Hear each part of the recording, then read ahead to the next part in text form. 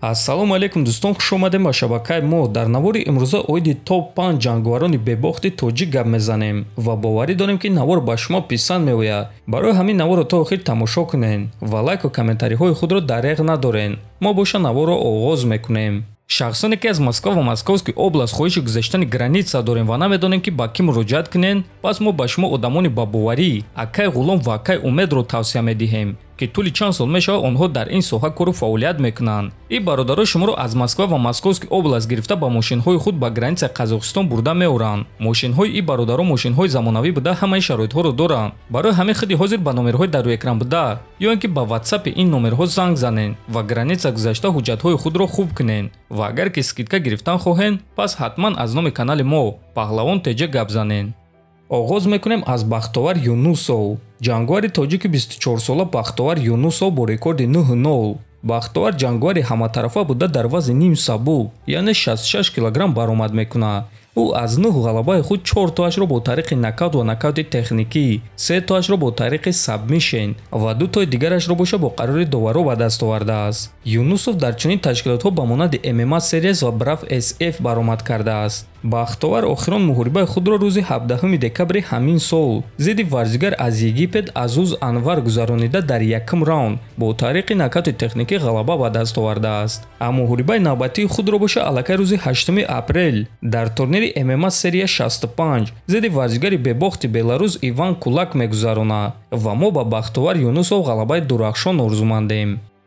Хуршед Назаров, варзигари тоҷики 22-сола бо рекорди 9-0, 4 ғалаба бо тариқи нокаут ва нокаути техникӣ, 1 ғалаба бо тариқи сабмишен ва 4 ғалабаи дигар бо қарори доваро. Хуршед ҷангори ҷавони сахти ҳаматарафа аст. ӯ дар гран-при ACA Young Eagles иштирок карда буд ва дар ин гран-при ғолиб шуда соҳиби камарбанд шуда буд. Хуршед ҷангори вазни 61 кг аст ва ӯ охирон муҳорибаи худро рӯзи 25 декабри соли 2021 дар турнири ACA Young Eagles зидди варзигари чечен Асват Ахмадов гузаронида бо қарори доваро ғалаба ба даст оварда буд ва маҳз дар ҳамон муҳориба соҳиби камарбанд шуда буд. Аммо мутаассифона аз ҳамон рӯз то ҳол Хуршед Назаров ягон муҳориба гузарондагӣ нест. Ба ҳар ҳол мо муҳорибаҳои Хуршед Назаровро интизорем ва умедвор мешавем ки ба наздикӣ ӯ муҳориба мегузаронад.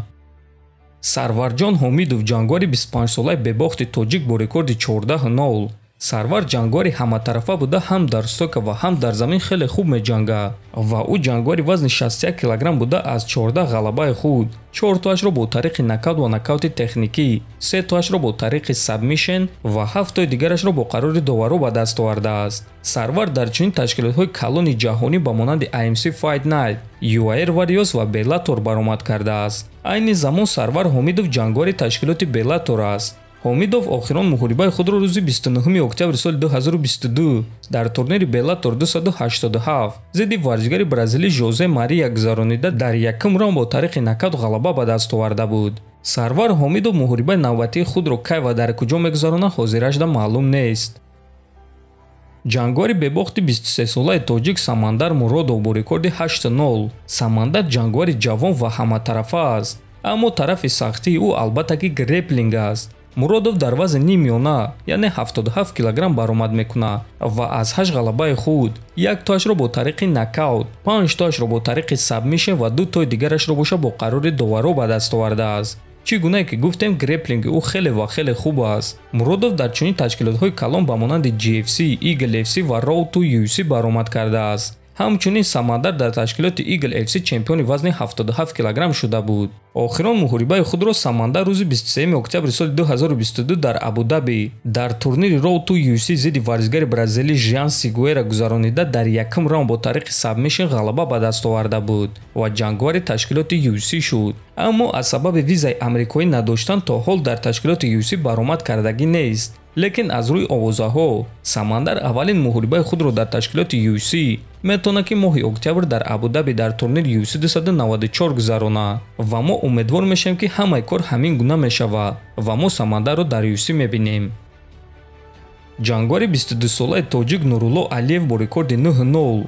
аввалин ҷангори UFC аз Тоҷикистон. Нурулло Алиев ҷангори ҷавон ва маъруфи тоҷик ки айни замон ҷангори UFC аст. Алиев дар вазни сабук яъне 70 килограмм баромад мекунад ва тарафи сахтии ӯ албатта ки гӯштин аст. Алиев аз 9 ғалабаи худ 2-таашро бо тариқи нокаут ва нокаути техникӣ ва 7 дигарашро боша бо қарори доваро ба даст овардааст. Нурулло дар чунин ташкилотҳои калон ва машҳур ба монанди GFC, IMC Fight Night, Dana White Contender Series ва UFC баромад кардааст. ҳамчунин Нурулло Алиев чемпиони ташкилоти GFC дар вазни сабук шуда буд.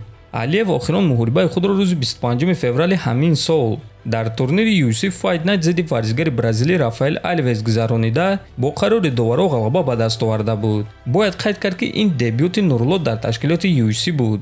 Акнун Алиев барои худ мақсад гузоштааст ки то охири сол 2 муҳорибаи дигар гузаронад. Як муҳориба тобистонӣ ва як муҳорибаи дигар тирамоҳӣ дар Абу-Даби. Аммо боша ба ӯ танҳо барор хоҳонем. Дӯстон, албатта ки боз дигар ҷанговарони бебохти тоҷик ҳастанд, аммо имрӯза навори мо оиди топ 5 таи онҳо буд. Ва агар ки ин навор ба шумо писанд омада боша, пас ҳатман лайк монед. Оиди боз дигар ҷанговарони бебохти тоҷик баъдан боз навор мекунем. То боздид хонободу сарбаланд бошен. Дӯстон, бародарони наздики мо мағозаи либосҳои мардона бо номи Саҳоба кушоданд, ки дар он ҷо барои муштариёни худ танҳо либосҳои босифатро бо нархи дастрас пешкаш мекунанд ва онҳо либосҳои даркории шуморо ба тамоми шаҳрҳои Русия ва Тоҷикистон равон мекунанд. Ин реклама нест дӯстон, ин тавсияи мо ба шумо аст. Чунки агар шумо аз ин мағоза ягон либос харида аз номи канали мо Паҳлавон теҷа гап занед, пас онҳо шуморо боз бепул ҳиҷома мекунанд. Барои ин чиз худи ма кафолат медиҳам, ки шуморо ҳиҷомаи бепул мекунанд. Агар ки аз номи канали Паҳлавон гап занед, шумо метавонед либосҳои мағозаи Саҳобаро дар телеграм канали онҳо бинед ва чизе ки ба шумо махкул мешавад ба онҳо муроҷиат кунед ва дар кӯтоҳтарин муддат онҳо либосҳои шуморо оварда мерасонанд. Ссилкаи мағозаи Саҳоба дар якум комментарий закрепит шуда.